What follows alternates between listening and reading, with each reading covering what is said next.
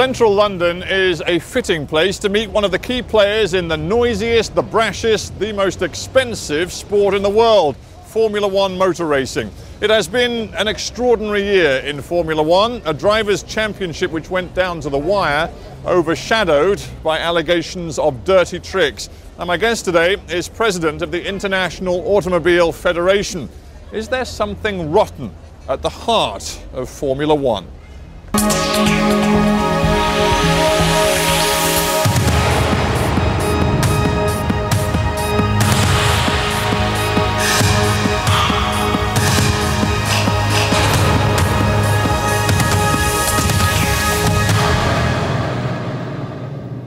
Max Mosley, welcome to Hardtalk. Thank you.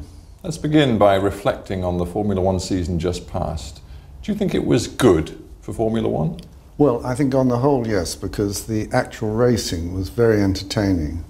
And although the behind-the-scenes stuff was annoying for us and for the people concerned, for the public it just really adds to the general interest of the thing. And in all sports you get those sort of controversies. So I think all in all, a very positive season. Above all, nobody got hurt or killed, and that's what really matters. I'm interested you say all that behind-the-scenes stuff. Of course, it wasn't behind the scenes at all, was it? And I just give you the quote from the president of Ferrari, Luca Montezemolo, who said the season was a championship of poison. Poison. Luca gets a bit carried away at times, and I mean, he's been around in Formula One in and out. Of course, he's the head of the Italian industry and so on. He's been around since the early 70s, but I don't think it was poison. You see, they take the view that McLaren had a whole lot of their information, and this was completely unfair, and McLaren were cheating. Well, with respect, they don't take the view. They know that is indeed true, and they know that Italian prosecutors are now looking at bringing cases against various individuals involved in that 780 pages of confidential information getting into the hands of McLaren. Absolutely, but at the beginning, when we first learned about the 780 pages, we had a hearing and we had to let McLaren off because they came and told us, and had a lot of people telling us, that nobody in the organisation knew except Mr. Coughlin, the engineer who'd received the 780 pages. And did McLaren lie to you? Well, I'm afraid one can only conclude they did. They did not, at the first World Council hearing, they did not tell the truth, because whether the people there knew that they were not telling the truth is another matter, but they certainly were not telling the truth as an organisation, because we later learned that the information had been disseminated within the organisation. What do you think? Do you think Ron Dennis, the chief of the McLaren team, covered it up? I really don't know. My instinct is to believe him when he says he didn't know. What is certain is that several people underneath him did know. Mike Coughlin's a senior member of his team. We know that emails passed between Mike Coughlin and a senior test driver, between a senior test driver and Fernando Alonso.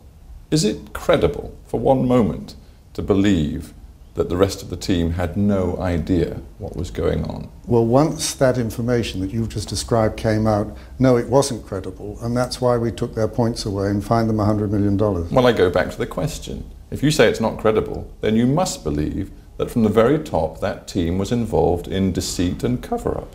Well, I'm trying to be kind. Well, I'm asking you to be honest. Well, yes, but the thing is that you don't actually know. If somebody looks you in the eye that you've known for 40 years and says, Max, believe me, I didn't know, it's actually quite difficult to say, well, I think he's telling a lie. You angry that you were essentially deceived in the earlier summer when you were told that McLaren had no idea that this document had fallen into their possession, apart from Mr. Coughlin himself, and then later, when Fernando Alonso, and we'll talk about him some more in his interview, he decided that he was going to threaten his own boss with going public with these incriminating emails, and it all came out. Are you furious about the way you were treated? Furious, perhaps not. Certainly irritated. The thing is that when it became... We were originally told this story that only Coughlin knew, nobody else knew, and absolutely that was the case. Then the first thing that happened was the rumours started about the emails that you've mentioned. And then what really surprised me was suddenly came a list 323 communications between Coughlin and Stepney, Stepney being the man in Ferrari. Nigel Stepney was the man in Ferrari, one of the technical managers, who had sent the document, we understand, to Mr. Coughlin Exactly. at McLaren. But first, there have been this stream of SMS messages, 2 or 3 a day for 3 months. And then well into that 3 months, about 2 months, after about 2 months of this, the 780 pages were handed over. Well, of course, we then, once we learned about the 300 messages, then that's when I wrote to the drivers and said, if you've got any information, you better give it to us, being reasonably sure they did have some information. And then, of course, the rest came out. Let's be clear about what we're talking about here. There'll be a lot of viewers to this programme who know nothing about motor racing, but care about the integrity of the world's major sports. Now, what happened was that Fernando Alonso, for example, who was vying for the World Championship, sent an email to the test driver when they were discussing some of the technical information, the highly confidential information that they had gleaned from this Ferrari document that had fallen into the hands of McLaren. Alonso sent an email to De La Rosa, the test driver, saying they, meaning Ferrari, they have something different. This may be the key. Let's hope we can test it during our next test. This was about some special gas they were using in their tyres. Yes. This is cheating, isn't it? Yes. Absolutely clear-cut cheating. Yes. And that's why we took all their points away. Ah, but you didn't, did you? You took away the Constructors' Championship points. You told them they couldn't compete in that. But Fernando Alonso, who I've just mentioned, Lewis Hamilton, the British star driver, the new star of your competition, their points were not taken away. This is true. And it was an interesting and big debate in the World Council, because all the lawyers, people like me, were saying we have to exclude the entire team. Drivers, cars, the lot. The sports people, the people really following the championship, were saying this is an absolutely brilliant contest between Alonso and Hamilton. If we throw them out, we'll destroy that. The rest of us, the lawyers, were saying that may be, but hard cases make bad law. You must stick to the principle that the whole team is out. That's it. End of discussion. But there was a vote, and the majority voted to keep the drivers' points. And let's again be very clear. I quoted to you email correspondence involving Fernando Alonso. You agreed that was cheating, plain and simple. Fernando Alonso, on the final weekend of the championship, was vying for the World Championship. You are saying he was a cheat and should not have been in that position. That's not quite what I'm saying. What I'm saying is that the use of the Ferrari material was cheating, and that was being done by the team. Including Fernando Alonso. Yeah, but he had no real control over that. I realise that it's a fine point, but he had no real control. It was not up to him whether they used that or not. And of course the story we were told in the World Council about that gas was that he told the tyre engineer. The tyre engineer said, oh, it's not really worth trying, and it was never tried. One can believe that or not. So cheating is okay as long as it doesn't succeed? No, I wouldn't say that, because he gave the information, or he said that information is useful, we should try it. And you could say, and indeed we have said, that it would have been nice if he'd come much earlier with these emails, but he didn't. But we have to be glad that in the end we got the result. You said it was the, as you put it, the sports people on the World Motor Racing Council who decided that these two drivers should keep their points. Yes. The truth is, it was really the money men, wasn't it? It was the money men who decided they could not afford to see this highly exciting Formula One racing season ruined by taking out two of the key participants, that is Alonso and Hamilton. Not so. There's only one money man on the World Council, that's Bernie Ecclestone. Bernie Ecclestone, Yes. one man, he is the man. No, he's He is not. the man who dominates your sport. No, he's not. He's one of 26 people on the World Council. And the problem on the World Council was people wanted to see the end of the championship. We also have a strong Spanish and South American element there. And a lot of people just said, oh, it'd be so sad to stop the championship.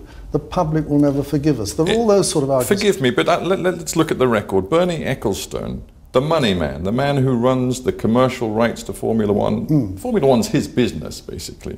He said on Sunday the 6th of October, looking back on this, he said, I was the one who really stood up and campaigned that those drivers shouldn't be docked points or even worse, thrown out. He believes he's the one who swung it. But Bernie's always like that. But the fact is that he argued, obviously argued in the World Council for keeping, the drivers keeping their points. But I think that's on 14 separate occasions I can remember, we've had a debate where Bernie has advocated something which he didn't get in the World Council. Now, McLaren have lodged an appeal about the last race. Again, without getting too technical, this is about the temperature of the fuel in the cars of a couple of the teams, Williams and BMW. Now, if on appeal, those teams, and I believe 3 drivers finished ahead of Lewis Hamilton, for example, if those teams were disqualified from that race, it is possible that Lewis Hamilton could yet be champion of the world. Do you believe that might happen? I think it's unlikely. Because could it happen? It could happen, absolutely, because this will go to a court of appeal. It consists of very senior lawyers who are not connected with any of the countries involved in the event, so not Britain, not Italy, and so on. And obviously, it's an independent court, it can decide. But that said, I think it very unlikely, because even if they excluded those cars, they're not obliged to reclassify Hamilton. And in all the circumstances, if for a very minor technical infringement, cars were excluded, and we usually do, I mean, if there is a minor technical infringement, we do exclude them, because you can't get into an argument about did it make the car faster or not. Take forever. But there's absolutely no need, if they don't wish to change the position that Hamilton was in. What do you think should happen if indeed those 2 teams are disqualified from the Brazilian Grand Prix result? Do you believe Hamilton's position should be bumped up? My personal opinion is no. Why? Because what those cars did or didn't do made no difference at all to Hamilton's position. Let's look ahead to the next season. You have suggested that there is some question about whether McLaren should be allowed to participate next year, because they did, in the end, see all of those secret plans from Ferrari, and there is a real possibility they've modified and adapted their car for next year based on what they know about Ferrari. Does that mean you will look at their car now, their new future car for 08, and decide whether in fact it's legitimate? Very much so.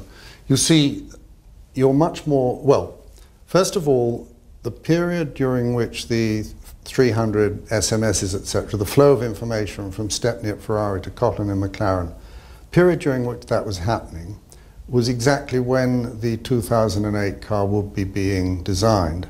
And when on the 28th of April the 780 pages appeared, that 780 pages was the totality of the intellectual property of Ferrari. Everything you needed to know about building, running, operating, etc., a 2007 Ferrari car, it was all there.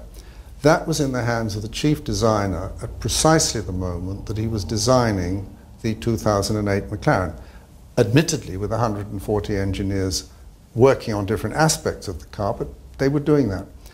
The difficulty we have is that you're not going to find on the McLaren a part that was designed by Ferrari.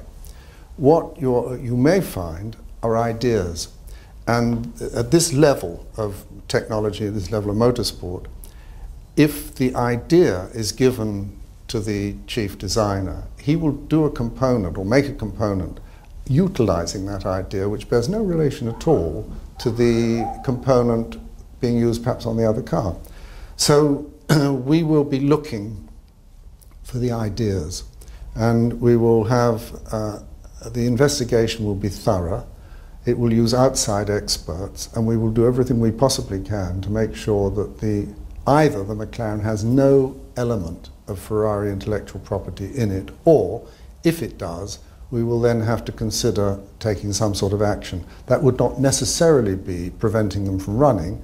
It would be more likely that they would be given a negative point allocation, rather like in football in Italy. They give them minus points at the start of the season. How likely is some sort of sanction or punishment on McLaren?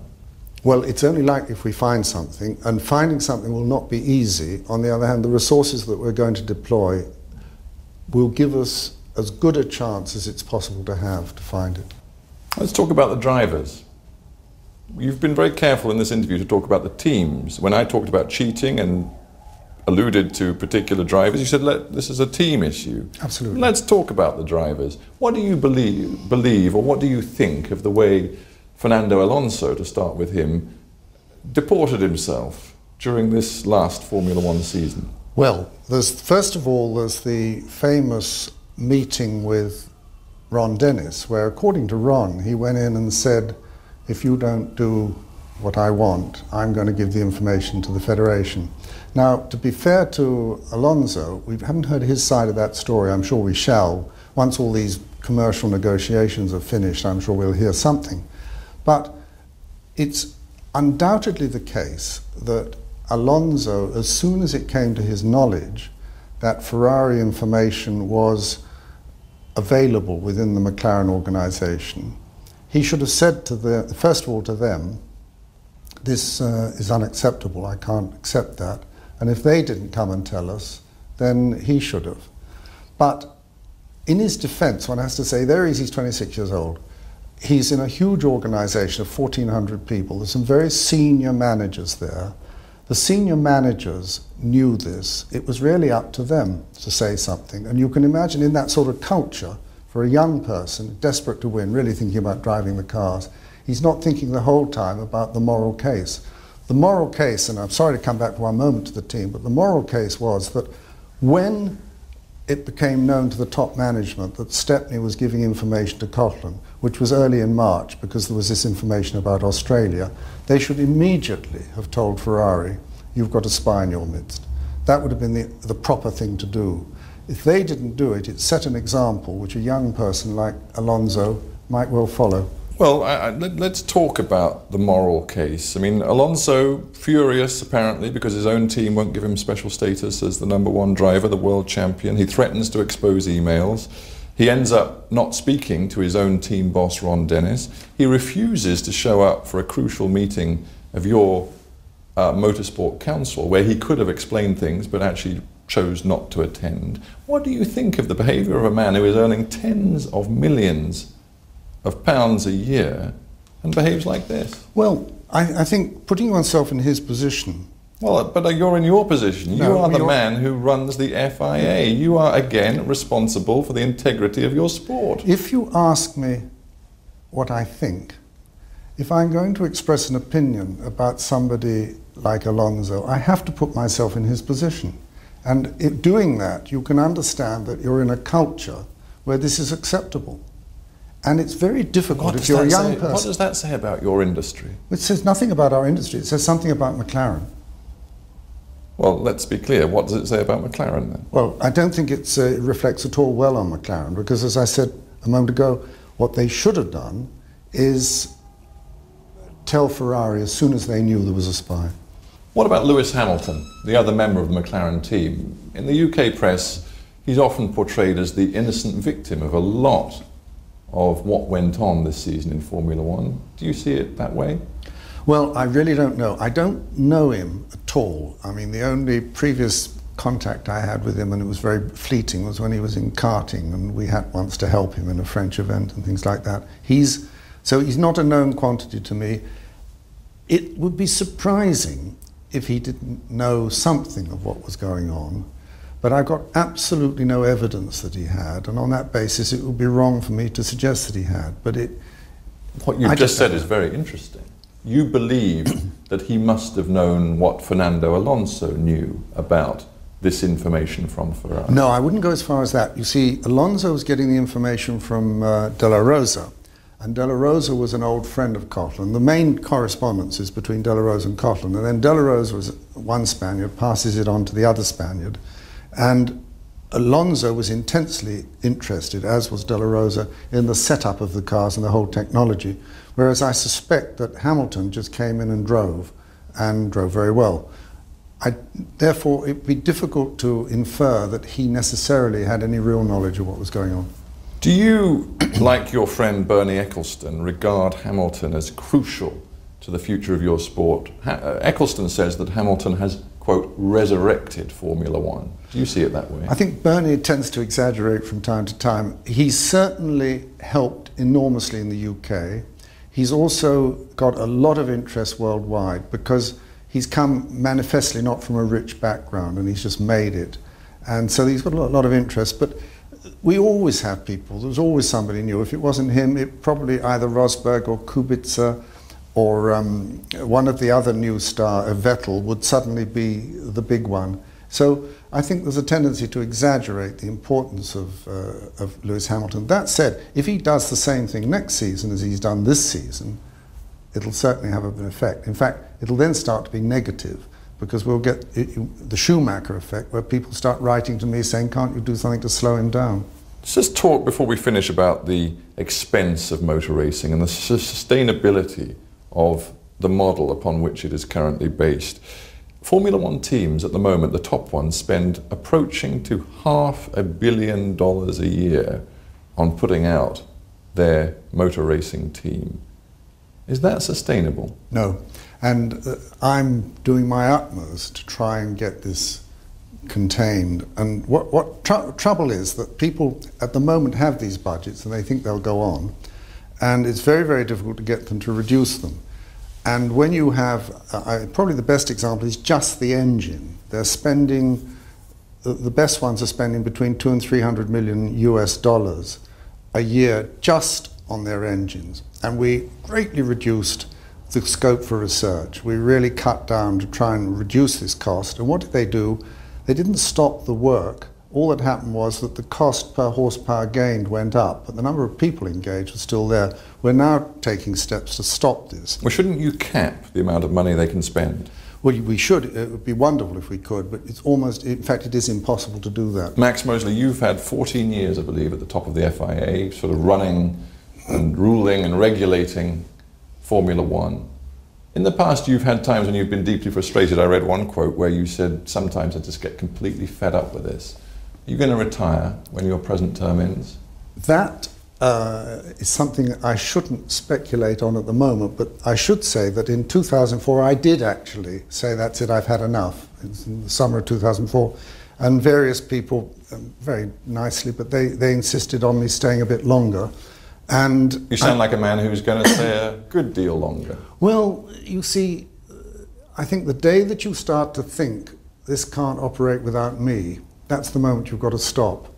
And also, you shouldn't go on too long. When I started, I was old enough to be the father of some of the drivers. Now, there are drivers there who could be my grandchildren. Now, that starts to be on the limit. But what happens in 2009, I'll decide in a year's time. Max Mosley, thank you very much for being on Hardtalk. Thank you for having me.